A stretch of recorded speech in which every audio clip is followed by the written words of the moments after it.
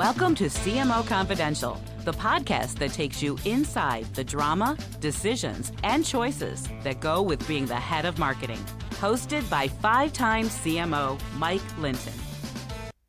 Welcome, marketers, advertisers, and those who love them, to Chief Marketing Officer Confidential. CMO Confidential is a program that takes you inside the drama, the decisions, and the politics that go with being the head of marketing at any company, and what is one of the most scrutinized jobs in the executive suite. I'm Mike Linton, the former Chief Marketing Officer of Best Buy, eBay, Farmers Insurance, and Ancestry.com. Now, this show is brought to you by Props, our title sponsor. Props is a performance-driven content platform. They combine the attraction of creator content with the results of paid media. Instead of focusing on impressions or posts, Props takes responsibility for leads and customers. Check them out at props.co. I'm here today with my guests, Adam Brotman and Andy Sack. Today's topic, it's a bird, it's a plane, holy shit, it's AI, part one. Now, Adam was the Chief Digital Officer of Starbucks, as well as the EVP of Global Retail Operations. He also served as the President and Chief Experience Officer and co-CEO, that's so many titles, at J.Crew. Andy is a managing partner at Keen Capital and the Innovation Arts Group, and has had many experiences in the digital and financial world. Together, they founded Forum 3, a company focused on the intersection of artificial intelligence and digital transformation. But more importantly, they wrote a book called AI First. And full disclosure, I met them after their thought-provoking, almost mind-blowing session at the Marketing AI convention this past summer, when they talked about what they learned from this book. Welcome, Andy and Adam. Good to be here. Great to have you. Mike, glad to be here too. This will be really fun. So let's start with the book. I know you all had an original idea, and the first title was Our AI Journey. Tell us, and then when you started doing the interviews, you decided it should be more along the lines of something like, holy shit. Take us through that metamorphosis so our listeners can understand what you learned about AI and how you're thinking about why you were creating this whole book concept. I'll let Andy actually answer that, because he loves the title, The Holy Shit Moment. And so since you mentioned it a couple of times, Andy's probably excited to jump in. So Andy, why don't you talk about the evolution of the book, and then I'll jump on top. Adam, it's a testament that we're good partners, because I was like, oh, I'll take that one. So we got approached about a year and a half ago, 2 years ago, by Harvard Press to author a book on AI, generative AI. And so we started out with that, and we were like, okay, at first we were debating whether we should do it. We decided to do it. And we were like, okay, the book's going to be called Our AI Journey. And almost exactly a year ago, November of last year, we did our first interview. And Our AI Journey was basically, Adam is the Chief Digital Officer of Starbucks. Mike, I think you left out a relatively important part to my background, which is I spent 7 years working with Satya Nadella at Microsoft, working on digital transformation. And so the two of us, sort of middle-aged career technologists, set out on a new learning journey of like, oh, this is sort of the new third platform, where platform one was called the introduction of the web. Platform two is social media, cloud, and really mobile, web 2. Yeah. And now we're in this new thing, and it's AI. So we'll move just like all those other platforms, right? Yeah, well, or at least the experience of those prior platforms is relevant to this one. And so we went and had our first interview with Sam Altman, November of last year. And I think we're going to talk about that meeting. I don't want to get into that, but we met with Sam Altman. After Sam, we met with a bunch of other thought leaders in AI, Reid Hoffman, Bill Gates, Mustafa Suleyman. And we were talking to these thought leaders. And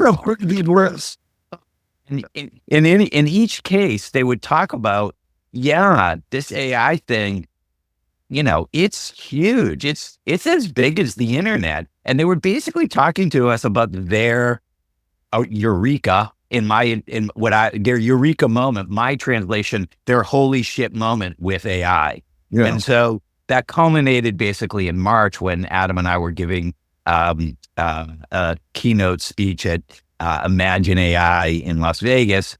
And I basically described the holy shit moment of AI for these thought leaders. And if it's a holy shit moment for the thought leaders, it really is a holy shit moment for society, for business, and for the individual. I don't think there's a lot of talk about it.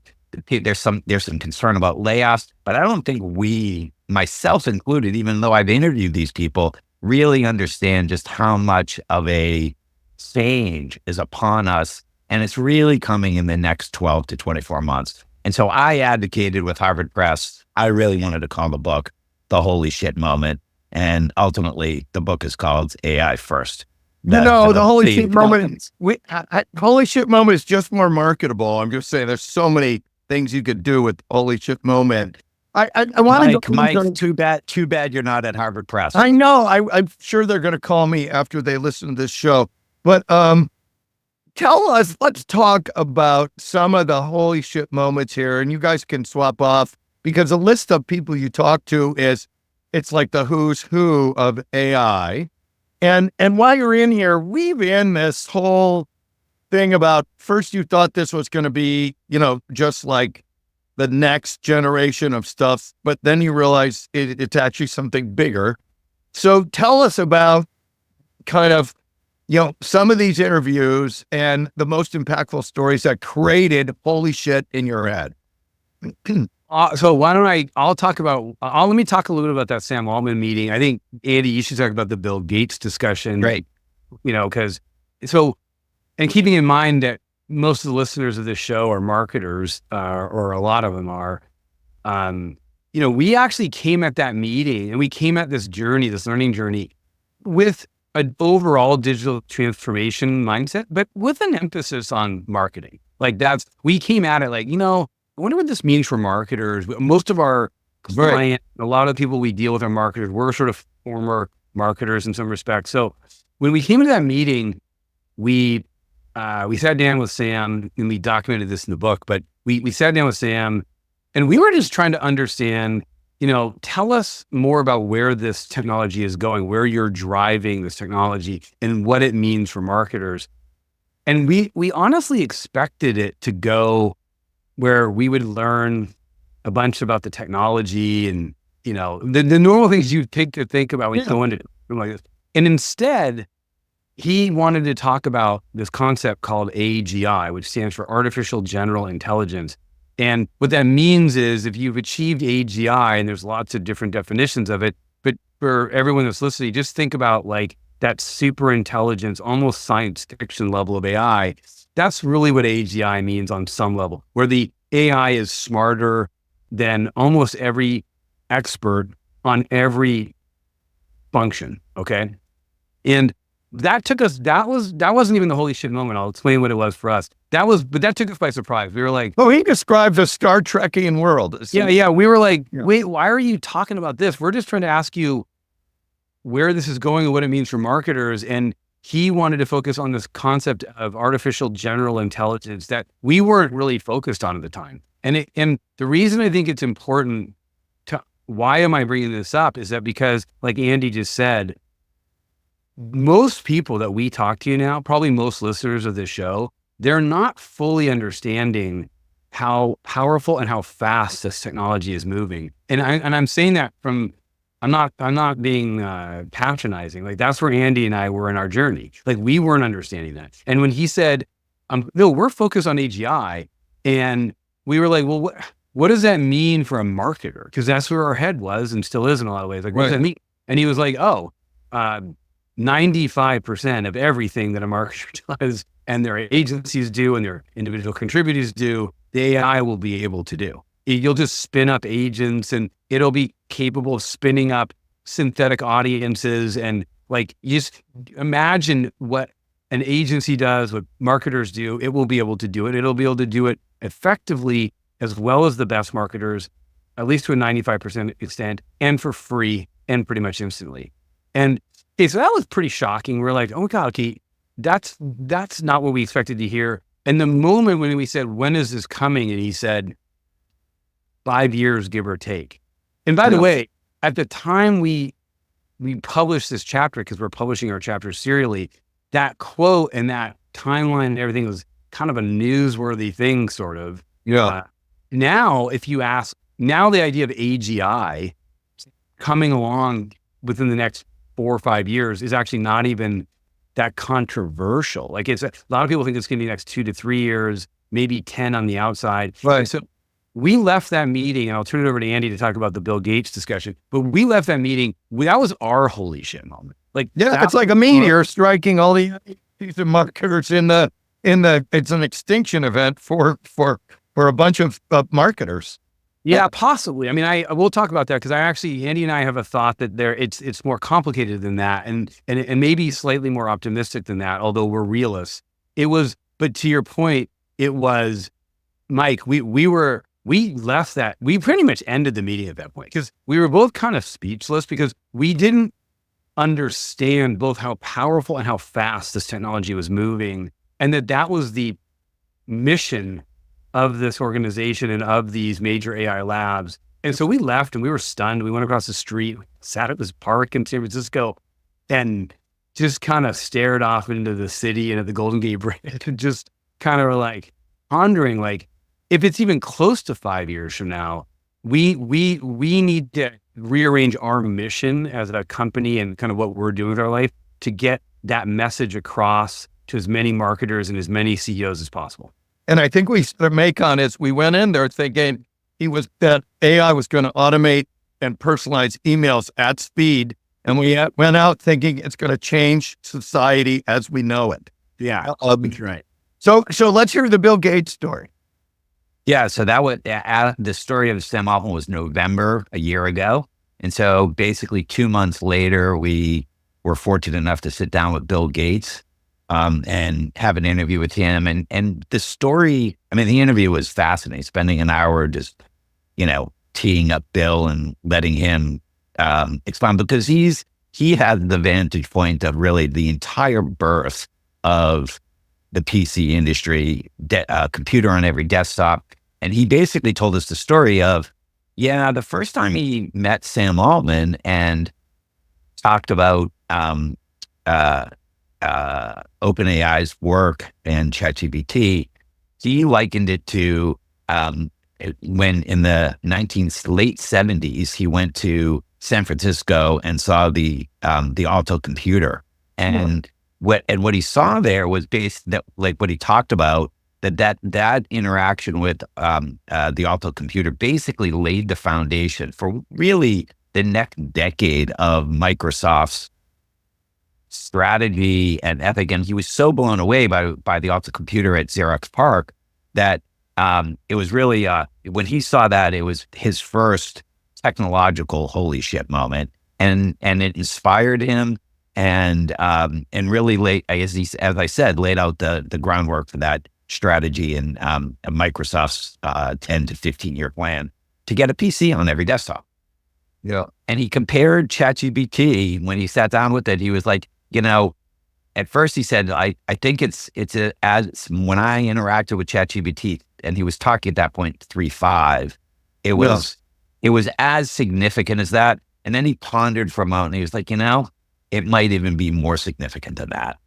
And for Bill to say that and to just have, and his comment was like, the last 20 to 30 years have been about getting really the infrastructure, a PC on every desktop, internet connectivity, like forming the network, like what took 30 plus years, so 40 years to get to the state that we're at now. All of that infrastructure really had to be in place in order for ChatGPT to be born.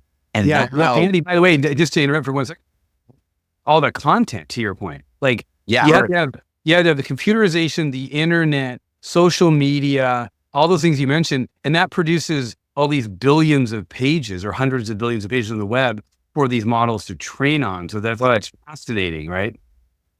Yeah, Sorry, he I didn't mean to interrupt you, but I know you point to really no, good. you're totally right. He described seeing Chat GPT as, as significant as that moment of seeing the Alta computer. And then he went on further to say that, yeah, he was like, he still thought it was 5 to 10 years out. He's like, yeah, Sam, what you've got is, like, that's cool. Like, call me when ChatGPT can solve the AP biology exam. And in his mind, he was like, oh, like he was still poo-pooing it and thought that Sam was a good salesman and was out, sort of evangelizing. And he got a call less than 6 months later, and they were like, we'd like to set up that dinner to show you. We have some things to show you. And they basically, ChatGPT 4, before they'd been released, basically passed the AP biology exam and got all but one perfect answers, including an essay writing thing. And so it got a 5 on the AP biology exam. And Bill described that as his holy shit moment. And we came out of that interview going, wow, like this is even big. Like if Bill's saying that, this is even bigger than we expected. And so it's just a continued part of of the book they called the holy shit moment, which is really called AI First. I still like holy shit. And the Chat GPT, I guess it was 3.5 that got to exempt itself from Biology 101 in college since it's Yes. they beat thick. So I want to go more into the holy shit moment, and what does holy shit actually mean to you in terms of you start out by thinking it's going to change marketing, and then you realize, oh my God, it's going to change all of marketing and agencies, and maybe it's going to change the world. Describe what it's going to change, and we can debate that Harvard didn't call it holy shit, but describe what holy shit really looks like in your mind as this thing rolls out over the next 5 years. Well, I mean, first of all, we haven't even seen this. This is a lot of the rest of the. We went from in the chapters of the book. We went from talking to Sam Altman. The second interview we had was with Reid Hoffman. Then we talked to Bill Gates and so on. Then the stuff off of Suleiman and so on. And one of the key arcs of the book of why it was such a holy shit moment, what does it mean, is we've only seen the tip of the iceberg so far. It is already so crazy, but like we haven't seen full agents yet, like where the AI can, you can spin up agents to effectively do work for you and go accomplish goals. And it's not just a chat, it's actually like spinning up a worker, a knowledge worker. Like what would be an example of an agent you could spin up? Yeah, imagine a real example of an agent you could spin up is I want you to go, you talking to the AI saying, I want you to go email, call, or text 1,000 of our customers, and I want you to interview them live, like you would in a focus group. And here's the criteria I'm looking for, and I want you to you can be honest that you're an AI, but I want you to basically interview a bunch of customers and then talk to them and then synthesize your interviews with them and then come back to me, deliver me a report and recommendations. Like that's nothing like what you use ChatGPT for now. Like another example is you could say, I want to book a trip with my family to Paris. I want you to research it and I want you to book it. And I want you to actually book it for me. Like those are examples of what an agent does. Right now, when you interact with an AI, it's a non-agentic conversation because it's not like you're just giving the AI a goal to go off and do autonomous goals on its own. It's actually just you're prompting or chatting and it's reacting, right? And you're learning and it's incredible and it can do, and that's a lot of what knowledge work is, which is like, get me answers, do research, like help me get to an insight. That's a lot of what knowledge work is. That's what AI is good for now. And it can create images, it can create videos, it can create code, but that's not agentic necessarily. Agentic is it's on its own and it's actually doing much more when you're giving it a goal and it's going off and doing things and coming back. And that's going to be the next wave of AIs. That's happening probably next year. By the way, as the models are getting 10 times better effectively and staying, and maybe even less expensive because the chips are getting more powerful. The The training runs are getting more expensive and better. And so there's all of that's happening in terms of like, we're just about to enter into a new era where you've got like full blown chain of thought reasoning, PhD level intelligence combined with agents. And all of a sudden it's not a fantasy to say, oh, wow, I can actually give the AI work that I would normally give to my employees or to an agency. So that we haven't really gotten there yet. Right now it's good at like supplementing, augmenting, adding productivity. It's really important to use now, but it's going to get even more impactful over the next 12, as Andy said, over the next 12 to 24 months, you're about to see it take a step change, we think, of being even more, I'll call it powerful and frankly more disruptive. And I want to just say one thing before we get too long. Andy and I want to make sure everyone listening to this, we have the same fears and concerns and questions around AI that you probably all do. Like, we're not coming at this in some sort of, excited sense of like, oh, this is so great no matter what. It's just, we're more like realizing this is happening. So we want to do everything we can to give every marketer, every CEO and every organization an opportunity to like get ahead of it. And so we can all figure this out together. I love this word agentic. And I wanted, this is a little long question, so bear with me. If I think of the digital revolution and then, the 2.0 and mobile and everything else, those all were predicated on everybody finally using them and the infrastructure getting in place to deliver them. When I think about the way you just described AI, the technology and the capability is rolling along at speed, regardless of who can use it. And the adaptation of the AI is not in the way of the development of the AI. So this makes it a completely different kind of thing. Am I looking at that the right way or not? Mike, you are. You simplified it, but you are thinking about it. I'm still before I engage fully with this question, I'm still thinking about your examples and Adam's answer. I wanted to add another use case because I think use cases are illustrative to the holy shit moment. And Adam talked about 2 business use cases, but I happened to watch an Eric Schmidt video recently in which he talked about what's going to happen over the next 12 to 18 months, which is basically increased memory in the context window, agents, and text to action. And the example that he used, and it's really, he talks about that it's all 3 of those things coming together in approximately the same time. And the unification of those tech advances in AI that enable really an exponential acceleration. We're already going really fast, right? But it's going even faster. And the example he uses is like, there's a lot of talk in the United States about whether TikTok should, it's a phenomenal app. People love it. It's got tremendous consumer engagement. If you've ever spent any time, it's a phenomenal application that wants to have some association with China. And so he was saying that it may be banned. And he's like, in the event that it is banned, I'm not saying that I recommend this, but you could actually instruct AI to go build the feature set of mimic TikTok and take in as much of the content as you can. And if it doesn't go viral within 3 months, actually have it iterate until it does go viral. And so basically you could set the AI out on a mission to go replicate TikTok. And they're telling the entire class to go do that. It's like, I'm not recommending that you go do that, but that's what I would tell all of you to go do. And it was a speech at Stanford.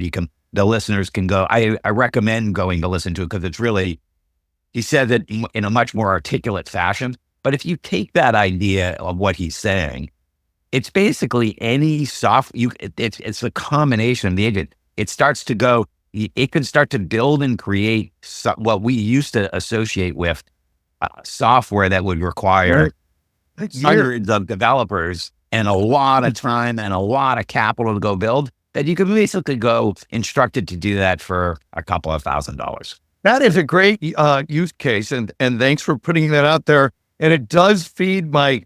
I want to go back to that question I put on the table, which the technology is going as fast as it can, regardless of the users or anything else, which is totally different than any of the other technologies that have come on. How do you even wrap your mind around that if you're out there in business and or government or society and think about it? So, I mean, can I take this one? Yeah, take it. Yeah. We have this, when we talk about this topic internally, we really talk about the pandemic and COVID that, right. In 2019, like really the only human experience that we have tangibly of exponential change and growth was COVID. And that in 2019, if you had said like, oh, all business meetings are going to be held over Zoom and everybody's going to be working from home. And 97% of people will do that. All of us would have said, no way. And then sure enough, come April or May, 120 days in, basically consumer behavior, business behavior, and government behavior changed radically. Like, we forget it was the boom of order from home, and my wife was out there with the antiseptic things, washing everything out and wiping down cans. Like, behavior changed massively. And I think AI is kind of like that.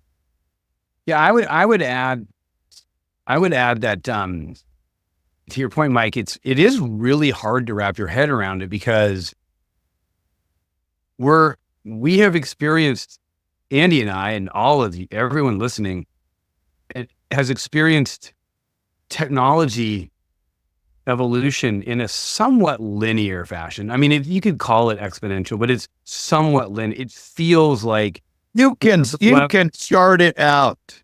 Yeah, there was like Moore's law and Metcalfe's law. And you went, and then the eras of Web 1 to Web 2 to Web 3, they just got into AI. Like they sort of went a certain way. I think what we're entering into, and what we're probably entering into is to Andy's point, going to a place that's not based on the prior pattern. It is not linear. So for example, Andy's TikTok point that he mentioned, which is a great one, like as a marketer, you're used to having to like we were just talking about, like having to like figure out what marketing software solutions are out there, what point solutions, or what in the age of Gen AI, you would call them math on all this stuff. Well, you can call it deterministic software. And so deterministic software, meaning it just works the way it was coded. And if it doesn't, there's a bug and that's what it does. And it doesn't do more than that. And you as a marketer aren't going to write code and build your own software. You're going to expect your technology department to help you find enterprise software solutions, point solutions that work to meet your needs. And you got to build for them, and you got to like integrate them and do all these things. We are probably going to start to get to an era where as a marketer, you're going to just think up what you want, and you're going to start to collaborate with AI, your AI system, a Chat GPT or a Claude or whatever, or Gemini, and say, I'm trying to solve this problem as a marketer. I would like software to help me do it. This is the software I'm imagining. Oh. And you help me build it, and it will build it, right? And that's kind of a roll your own enterprise software solution, which is unfathomable. That's not linear, right? That's unfathomable. Exponential. It's totally like just. Yeah, it's unfathomable, right? Like, so when we were talking to Bill Gates, an interesting side note, but it kind of relates to this, is Bill Gates, we were talking about one of the 3 features. It's just part of the suite of features of OpenAI's Chat GPT, which is this advanced voice mode where it can translate in real time, interruptible, and completely with reasoning understanding across, I want to say like 150 plus languages, if not more. And it's so a real-time universal human-like advanced voice translating feature. Bill was saying 10 years ago, 7 years ago, that would have been a multi-billion-dollar company. Like just doing that feature. And that feature is just a free feature of OpenAI and coming soon to all the other platforms. And so you're like, those are sort of like paradigm shifts around how to think about the software. So as a marketer, that's what should be on your mind is like, and not to cut to like, is this going to take my job or what does this mean? But you said, how do you wrap your head around it? I actually think as a marketer, you might want to start, I would like start thinking like, I'll have to compartmentalize that for a minute. Right now, I should be trying to get educated and literate on what is going on with this thing. Where is it going? What's my company doing to sort of embrace this so that I can start experimenting with the things that are going to make my job easier? And as opposed to getting caught up in is this going to take my job? Because we don't have an answer for that right now. Like it might be the nature of the job of marketing changes to being more managing AI systems or something like that, or designing AI systems to accomplish the marketing goals, as opposed to, doing the straight up marketing output that you're used to doing. Like these are the things that Andy and I are really trying to encourage companies to think about and start getting literate and start experimenting with it right now. So I'm somewhere between I can use this to write legal briefs and personalize emails versus this is going to obliterate humanity. I should be moving as fast as I can in the execution, but thinking bigger, right? And one of the things you said in your talk or in our pre-show is the past is not going to be a good predictor for AI. And you also talked about being on the other side or the far side of the trough. Tell us what that means as you look at AI. And I think you've done a little bit of that already you can't think about this as technology burdened by any adoption or infrastructure. You have to think about it of technology as technology unleashed. Add any color to that you want, and then tell me about the trough. Adam, you want that one? Sure. So on the trough point, my first thought is we interviewed probably the leading example of a company that has completely adopted an AI first mindset and practice, which is Moderna, the vaccine biotech company. And they went out, they've always wanted to be AI first, even before Chat GPT was a thing. Like that was a part of their reason for being, was to use technology and AI to help solve some of these biotech questions so they could help, cure diseases and prevent diseases. That's their mission. And they've in a weird way, they've been AI first from the beginning. They went out and sought out the leading AI digital transformation expert in the world. And it's not Andy and I, we aspire to be that, but and it was this guy named Bryce Chalomel who was working at Google, who had come from BCG. He lived in France. He was a professor. He wrote books, and then he ultimately led the Google Cloud's AI transformation group.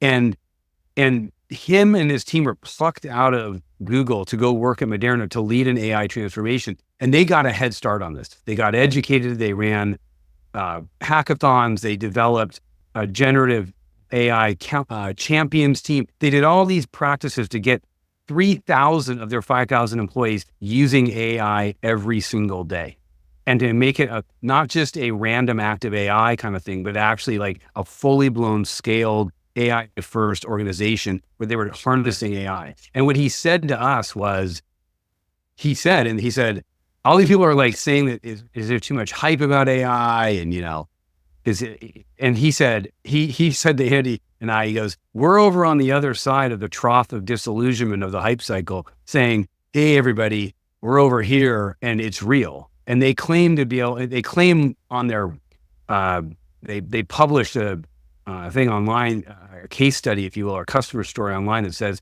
they feel like they can do 5 times the amount of product